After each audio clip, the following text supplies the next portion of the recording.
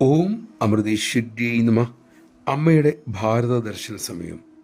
വളരെ നീണ്ട ദർശന പരിപാടിക്ക് ശേഷം അമ്മ തന്നെ ക്ഷണിച്ച ഒരു ഭക്തന്റെ വീട്ടിൽ പോകണമെന്ന് പറഞ്ഞു. അന്വേഷണത്തിൽ അതിനായി 1 മണിക്കൂർ വേറെ യാത്ര ചെയ്യേണ്ടി വരും എന്നും മനസ്സിലാക്കി.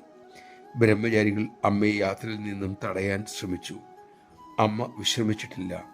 2-3 ദിവസമായി ശരിക്കും ഉറങ്ങിയിട്ടുമില്ല. പക്ഷെ അമ്മ പോകണമെന്ന് തന്നെ കട്ടായം പറഞ്ഞു. മക്കളിൽ പലർക്കും അമ്മയെ ക്ഷണിച്ച ആ ഭക്തനോട് അതൃപ്തി തോന്നി. ഒടുവിൽ അമ്മയും മക്കളും 1 മണിക്കൂറോളം യാത്ര ചെയ്ത് ആ വീട്ടിലെത്തി. പൂജാമുറിയിൽ ചെന്ന് അമ്മ പൂജ ചെയ്തു, ഭജന പാടി. അതിനുശേഷം അമ്മ ഗ്രഹനാഥനോടും ഗ്രഹനാഥിയോടും സംസാരിച്ചു. പിന്നീട് അമ്മ ഒരു മുറിയിലേക്ക് കയറി. അവിടെ ഏകദേശം 10 വയസ്സുള്ള ഒരു കുട്ടി കിടക്കുന്നു. തല വളരെയേറെ വലുത്. കുട്ടിയുടെ കയ്യും കാലും തൊലിയിൽ പൊതിഞ്ഞ ഈർക്കിൽ പോലെ ഇരിക്കുന്നു. ഭീകരമായ വേദനയും ആ കുട്ടി അനുഭവിക്കുന്നുണ്ടായിരുന്നു. ആ കാഴ്ച തന്നെ ഭയങ്കരവും നൊമ്പരവും ഉളവാക്കുന്നതുമാണ്. അത് കണ്ട് ഭക്തന്മാരുടെ ഹൃദയം ഉരുകി.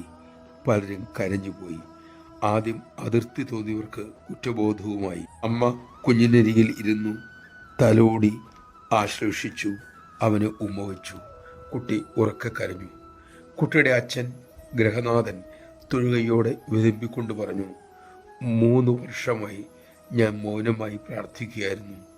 അമ്മ ഇവിടെ വന്ന് എൻ്റെ കുഞ്ഞിനെ അനുഗ്രഹിച്ചിരുന്നു എങ്കിൽ എന്ന്. നമഃശിവായ. സാഹചര്യത്തെ ശരിയായി അറിയാത്തപ്പോൾ ദേഷ്യമുണ്ടാകും.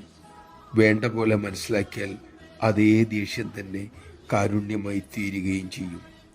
സാഹചര്യം തിരിച്ചറിഞ്ഞ് പ്രവർത്തിക്കാൻ നമുക്ക് കഴിയട്ടെ. അതിനായി അമ്മ നമ്മെ അനുഗ്രഹിക്കട്ടെ.